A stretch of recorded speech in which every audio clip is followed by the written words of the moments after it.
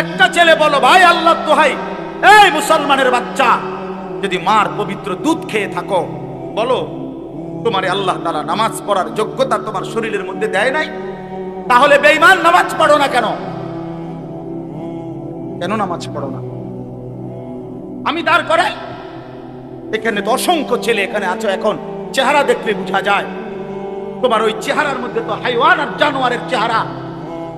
যেই হাইওয়ান আল্লাহকে সেজদা করে না।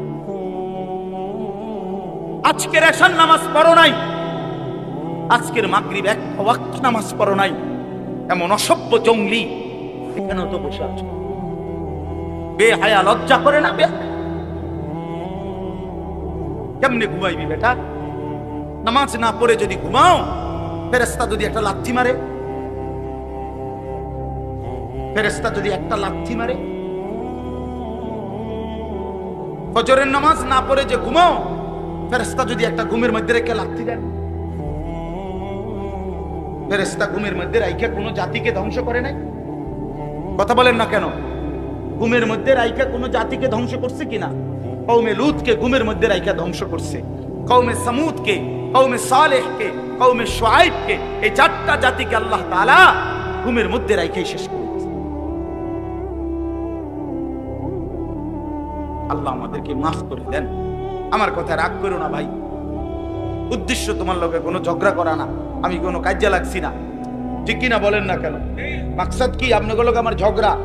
দীর্ঘ 20টা বছরের বেশি হবে, আজ থেকে 20 বছরের উপরে হবে এই জমিনে আমার আসা যাওয়া, সুখে দুঃখে আনন্দ বেদনায়, মূল্যায়ন অবমূল্যায়ন, সর্বাবস্থায় আমি আসছি আল্লাহর দয়া।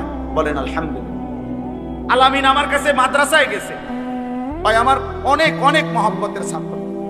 প্রতিটা ঈদ, রমজানের ঈদ, কোরবানির ঈদ, আমার একমাত্র ছাত্র হয় এই ছাত্র, এই আলামিন, হে একমাত্র আমার একজন ছাত্র ব্যতিক্রম, যার একটা আমল আমি সবসময় বলি যে প্রত্যেক ঈদের দিন হয় আর কেউ ফোন করুক বা না করুক, হে আমারে ফোন করে,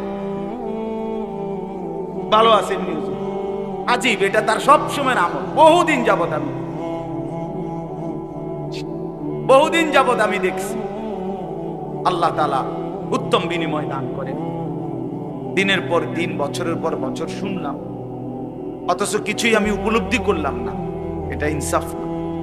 আল্লাহর কথা মানুষের পরিবর্তনের জন্য, এই কোরআনের কথাগুলো আমাদের জিন্দেগি বদলাবার জন্য। মসজিদে জুমার নামাজে প্রত্যেক জুমায় বয়ান হয়, এক বছরে 52 সপ্তাহ। চিন্তা করে দেখেন, একটি বছরে 52 সপ্তাহ, তাহলে 52 সপ্তাহ ইমাম সাহেব আপনাদের জন্য নসিহত করে। এইভাবে যদি 30 বছর 40 বছর ধরে শুনে থাকেন, তাহলে আজকে কতদিন ধরে আল্লাহর কথা শুনতেছে? বছরে 52, তো এভাবে 40 বছর, এভাবে 30 বছর, এভাবে 50 বছর। অথচ এত লম্বা সময় আল্লাহর কথা শুনবার পরেও এখনো মিথ্যা বলা ছাড়তে পারলেন না। এত লম্বা সময় আল্লাহর কথা বলা শুনবার পরেও বিড়ি সিগারেট খাওয়ার অভ্যাসটা ছাড়তে পারলেন না। এত লম্বা সময় আল্লাহর কথা শুনবার পরেও চা দোকানের আড্ডা বন্ধ করতে পারলেন না। নাচ গান দেখা, টেলিভিশন দেখা ছাড়তে পারলেন না। তো কখন ছাড়বেন না? সময় হবে কখন? এক মুসলমান বাঁচে কয় বছর? হায়াত তো একেবারেই ছোট্ট, সংক্ষিপ্ত হায়াত। তো সেখানে আমি যদি আখিরাতের কোনো প্রস্তুতি না নেই, তো সময় হবে কখন? মূল কারণ কি?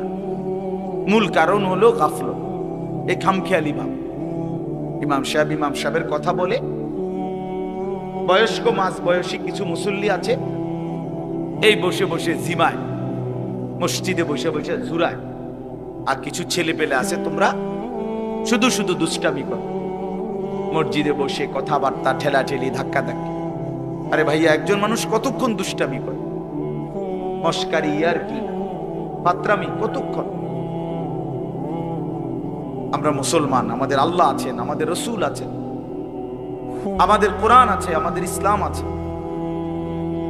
আমাদের জিন্দেগি লাগাম ছাড়া না। লাগাম ছাড়া হাইওয়ান জানোয়ারের জীবনই যদি হতো, তো আল্লাহ তাআলা আমাদেরকে মানুষ, মুসলমান বানাইতেন। মুসলমান বানাইছেনই আল্লাহ তাআলা একটা মহৎ উদ্দেশ্য, একটি উদ্দেশ্য। প্রতিটা মানুষকে আল্লাহ তাআলা উদ্দেশ্য নিয়ে বানাইছে। আফাহাসিবতুম আন্নামা খালাকনাকুম আবাসান। কুরআনুল কারীমের মধ্যে আল্লাহ তাআলা বলেন, বান্দা তোমরা কি এই ভেবেছো যে আমি আল্লাহ তোমাদেরকে অনর্থক বানিয়েছি? কোনো উদ্দেশ্য নাই, এমনি এমনি। ওয়া আন্নাকুম ইলাইনা লা তুরজাউন। এবং আল্লাহ তাআলা বলেন, তোমরা কি এই মনে করেছো বান্দা যে আমি আল্লাহর কাছে তোমাদেরকে ফিরে আসতে হবে না? কি ভাবছো আমার কাছে আসতে হবে না? তো উত্তর দেন, বলেন, উত্তর দেন না যে আমরা কি আল্লাহর কাছে ফিরতে হবে? বলেন না, সবাই বলেন। ছেলেরা বলো, ভাই ফিরতে হবে আমরা আল্লাহর কাছে।